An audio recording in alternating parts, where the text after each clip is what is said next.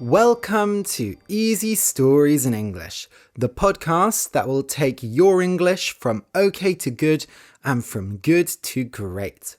I am Ariel Goodbody, your host for this show. Today's story is for pre-intermediate learners. The name of the story is The Voice of Reason. You can find a transcript of the episodes at easystoriesinenglish.com/voice. That's easystoriesinenglish.com/voice. VOICE.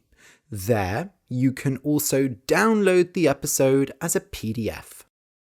Today's story is something a bit different.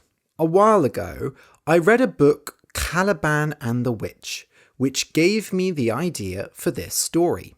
Caliban and the Witch is about the witch trials in medieval Europe.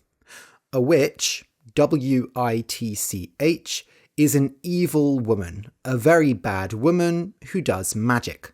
Witches go, They have black cats as pets, they wear big black hats, and they fly on broomsticks.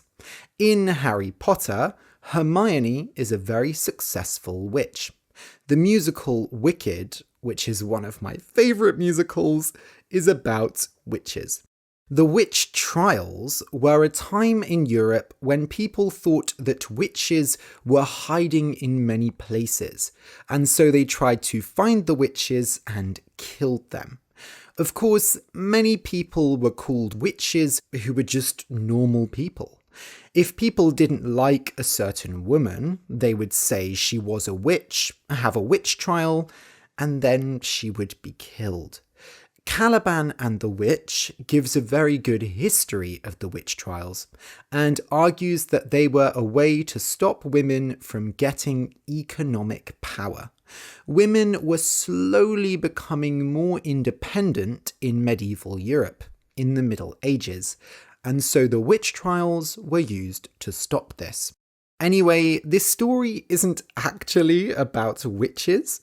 See, Caliban and the Witch also has a lot of information about the labour history of Europe. It is a Marxist feminist text. One of the things it talks about a lot is the Inclosure Acts. Today, farms are very big and the fields are neat and square. But in medieval Europe, farmland was not neatly divided up. As well as normal farmland, there were some areas of land called commons. Commons were pieces of land that belonged to everyone. For example, a commons might have trees that anyone could cut down, or water that anyone could use. There were also many small pieces of land called wasteland. This was land in a not so useful place. Often, poor people who did not own any land used the wasteland to farm. The Inclosure Acts were legal changes to do with the law that happened from the 17th century to the 20th century. The Inclosure Acts put clear borders around pieces of land. Commons stopped being available to everyone, and wasteland also disappeared. These changes were very important for the development of capitalism in our modern time. Traditionally, Marxists talk a lot about the Inclosure Acts, but they don't talk about the witch trials, and they also don't talk much about colonialism. Colonialism is when one country takes land in another country and makes people there work for them. Colonialism is a very violent process. Slavery is one example of colonialism. In the late Middle Ages, many European countries used colonialism to get richer. Caliban and the Witch makes very interesting arguments about all these things: the Inclosure Acts, the witch trials, and colonialism. For example, the book argues that magic was an anti-capitalist practice. The same capitalists that created the Inclosure Acts wanted people in towns and villages to stop doing magic, because magic does not produce value.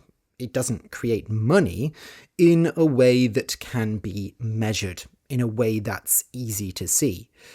Anyway, if you're interested in history or Marxism, I really recommend this book. Today's story is about the Inclosure Acts and a bit about magic. I guess you could say it's a socialist fairy tale. If you don't like history or found everything I just said very confusing, don't worry. The story should be a lot easier to understand. I just thought it would be interesting to explain where I got the idea. Okay, I'll just explain some words that are in today's story.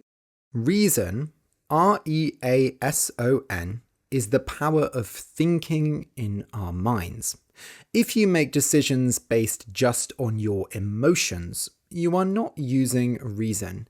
But if you carefully think about the situation before making a decision, you are using reason.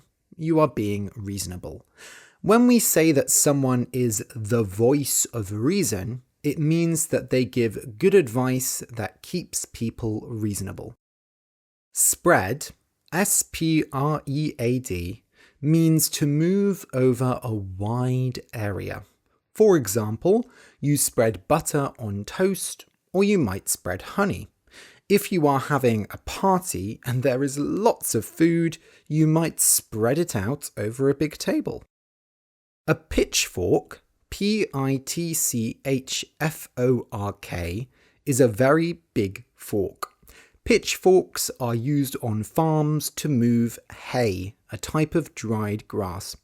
Pitchforks are usually quite sharp, so they can also be used as weapons. Tame, T-A-M-E, means to train an animal so that it can live with humans and do what humans say.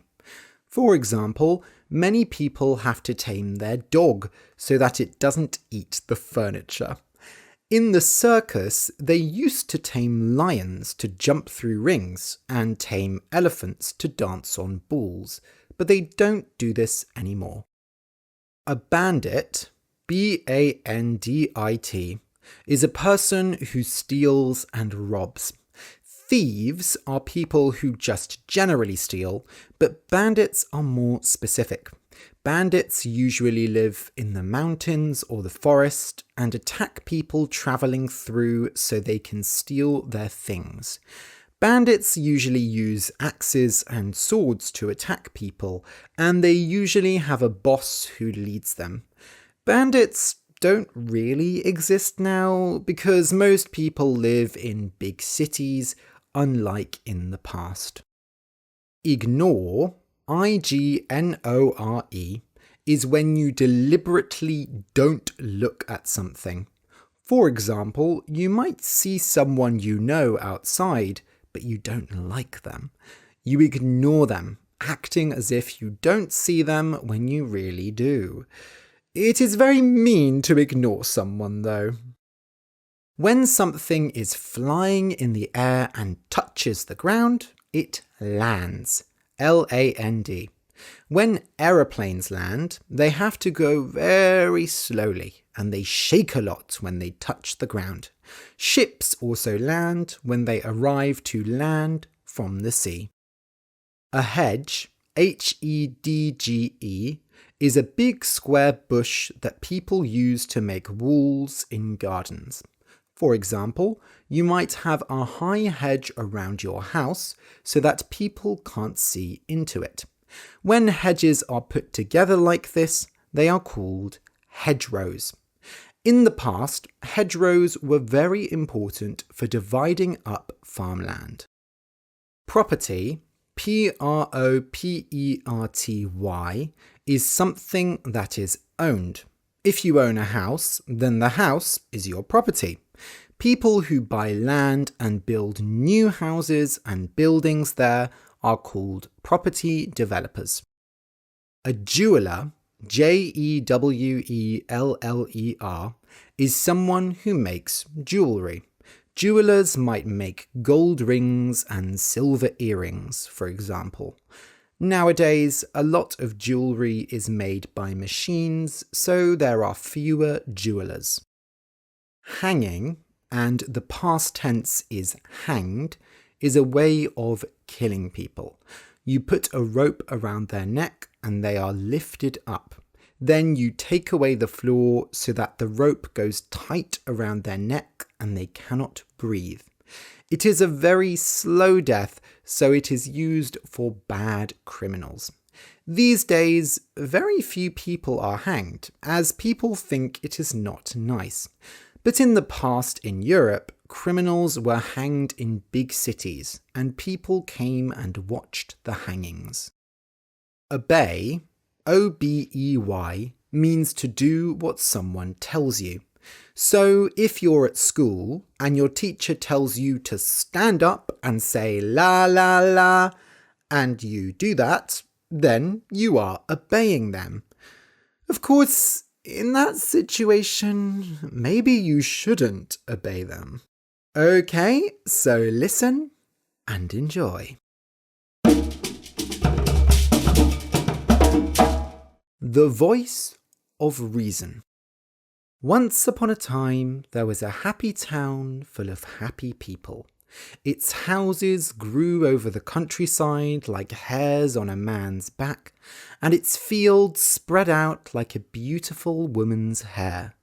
The town had no borders, and neither did the fields and cattle houses that spread out from it.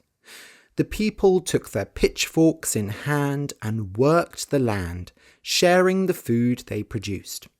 If a woman did not have enough milk, her neighbour gave her a jug of milk. If a man did not have enough apples, his neighbour gave him a basket of apples. In this way, the people lived a simple and happy life. When they felt hunger, they felt it together, and it never lasted long. Sometimes kings came and tried to tame the townspeople. They said, "My land is so much richer than yours. Come and work my land for 10 days a year. I will give you part of the food you make, and when bandits come from the woods, I will protect you." But the people did not listen. Why should they work for a king and only get half of the food they made? And they did not need his protection. Whenever bandits came, they took their pitchforks in hand and defended the town themselves. If a thief came and stole food from their fields, they did not hurt the thief. Instead, they took them inside and gave them a good meal, and often these people joined the town, and everyone quickly forgot that they had once been thieves. Sometimes the kings tried to make the townspeople work for them. One king married a daughter from the town and said that the family of the daughter now belonged to him and must work in his fields. It didn't take long before they took their pitchforks in hand and the king was running away.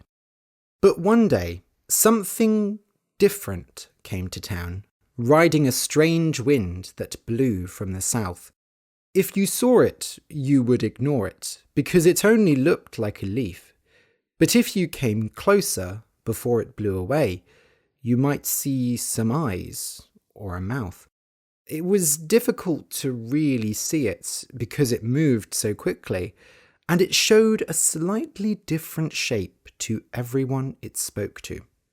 When it first came to the townspeople, they ignored it.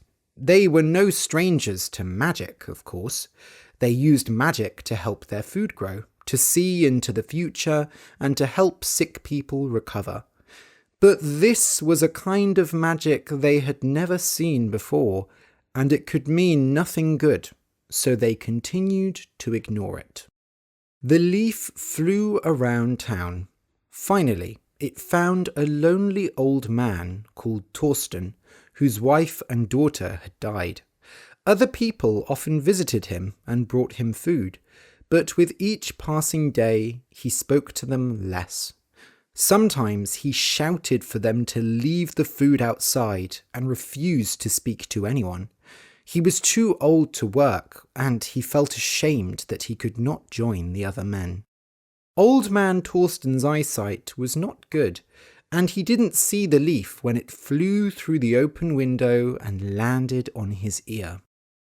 "Dear old man," said the leaf, "I have heard you complaining." "Who is that?"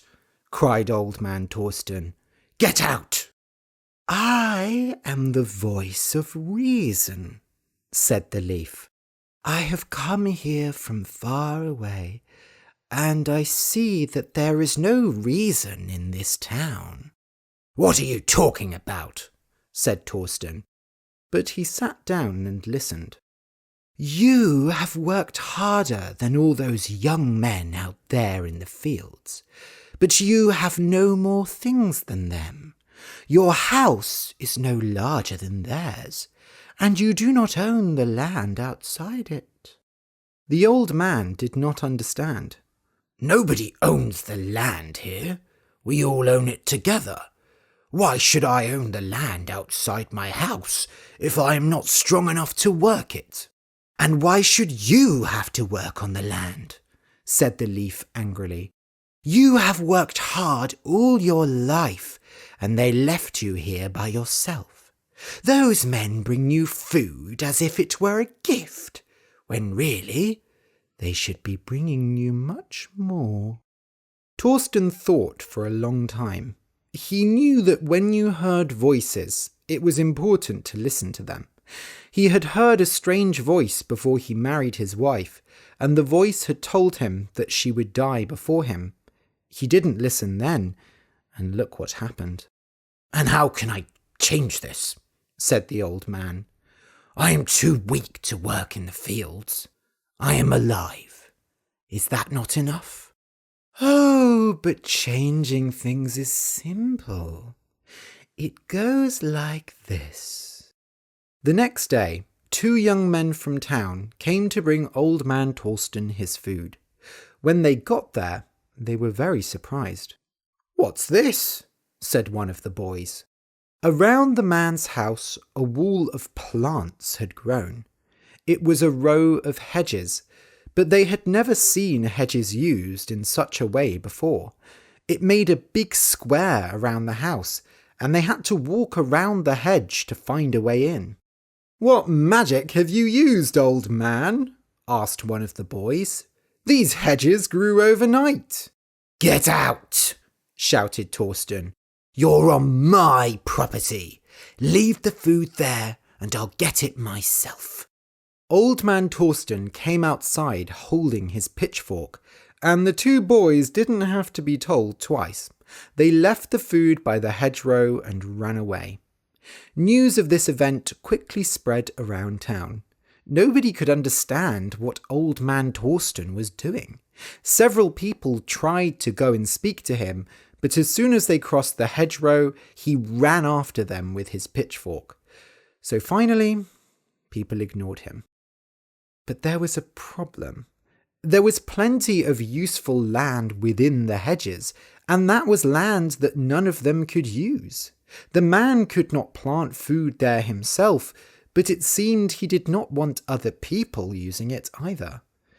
Well, as much as the people loved the old man, they couldn't allow what he was doing. So they stopped bringing him food. They knew that one day he would have to come out from the hedges and ask for their help. But that didn't happen. For weeks, Torsten didn't appear. People saw something strange through the hedges. Finally, a brave woman went and looked, and found out that the old man had a young woman living with him. "It's Jaquette, Dorothy's girl," she explained to the others. "Dorothy was saying she kept disappearing. Apparently, Jaquette now works for that old rat. She works his fields in the day." The phrase "his fields" sounded so strange. "And at night, well, I don't know what goes on, but I saw him taking gold out and giving it to her." Some people in the town had gold, but it wasn't very much. They knew it was valuable, but they had no use for it, so they kept it hidden in their houses.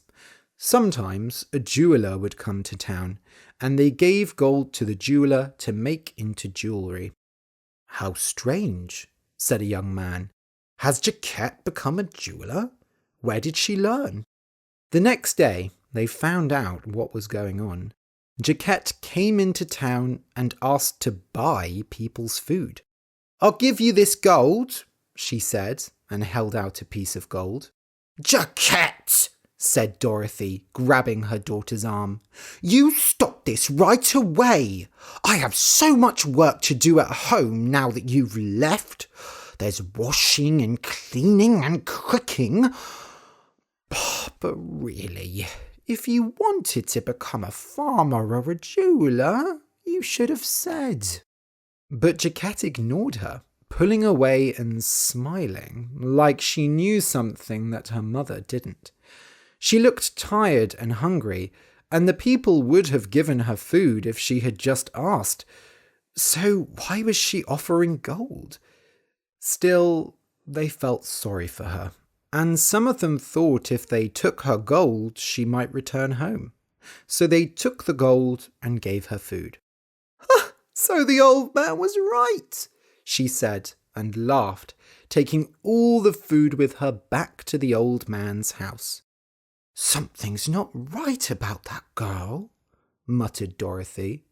"She was always difficult, but never like this."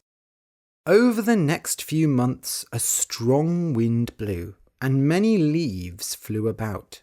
They landed on walls, on the ground, and sometimes they landed on people's faces. Strange voices blew about in the wind, and nobody knew where they came from. A couple who lived on the edge of town were the next to plant hedges around their house. They took even more land than Torsten. "We have 3 children," they said when people asked what they were doing. "They can work all this land. We need this land. It's our property now." And so more and more people planted hedges because they were worried they would have no land to work on.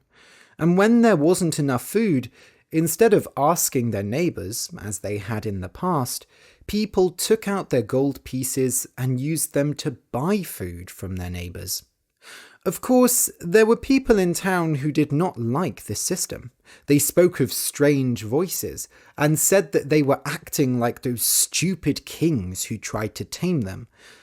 But people ignored them, because winter was coming soon and they were worried about their own food. Anyway, if someone needed it, they could always ask their neighbours for food, couldn't they? But you would only do that if you were really hungry. The winter came and the people sat inside and ate the food from their own fields. It felt good to be eating food that belonged to them. But they did not have as much food as before, and they could not invite their neighbours round, in case they didn't have as much food as them. Some families could not eat all the food they had, and they had to give it to the animals or let it go bad. With the cold weather, the people's attitudes also turned cold. Before, there had been celebrations all year round. The people had danced in the fields and sung songs to the growing food. Now, with all the hedges, they could only dance on their own property. On Christmas Day, the people sang inside, trapped by wood and hedges, so their neighbours didn't hear. The biggest change came in the spring. One day, the people came outside and found a man hanging from a tree in the centre of town. "I hanged him myself," said old man Torsten coldly. Now that his neighbours had become like him, he did not hide in his house anymore. He walked around town with pride, and some could not look out of their windows because Torsten's cruel smile filled them with fear. "I found him stealing my food in the night." "But we've never done things this way," said the townspeople. "We give food to those who need it." "But it's my food," said Torsten. "My fields. It has been a long, difficult winter. You understand? You sat at your table just like me, and you saw how little there was to eat.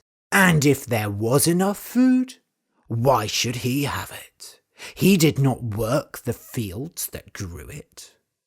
He who would give this man their food when their own table was empty, step forward."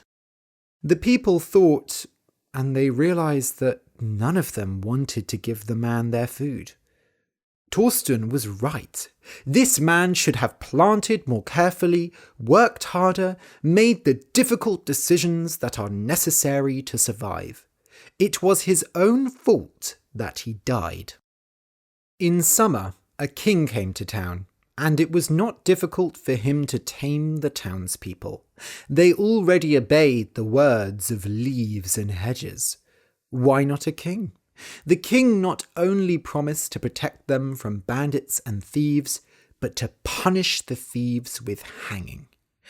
Now, the people did not even have to get the blood on their own hands. And wasn't it fun for the children to see a hanging every now and then? All the king needed was a few days' work from each person. And so, in this way, reason left the town and progress came in. The townspeople learned the importance of planting hedges, trading with gold, and obeying men with nice clothes. When the people held their pitchforks, they used them to farm, never to fight. They were proud that they could plant their own food on their own property. But with the work they did for the king, it was his property that grew the largest, and it was his stomach that grew the fullest. By the time the townspeople realized this, it was already too late. Of course, there were always those who would not obey. But as the years grew older and the winds blew crueler, they were pulled out of the ground and hanged. Some say that one day autumn will come. The leaves that speak lies will fall from the trees and join the land again. They will eat the bones of hanged men, and a new kind of flower will grow. And when a hand comes to pick the flower, to make it mine instead of ours, the flower will say, "No." The end.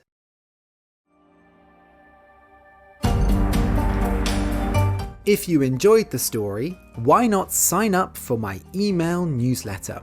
You get my top 10 language learning advice as a PDF, and I'll email you whenever there's a new episode. Go to easystoriesinenglish.com/email to sign up. Or, if you're feeling generous, you can buy me a coffee on Ko-fi. Just go to easystoriesinenglish.com and click the orange button that says Buy Me a Coffee. Thank you for listening, and see you in 2 weeks.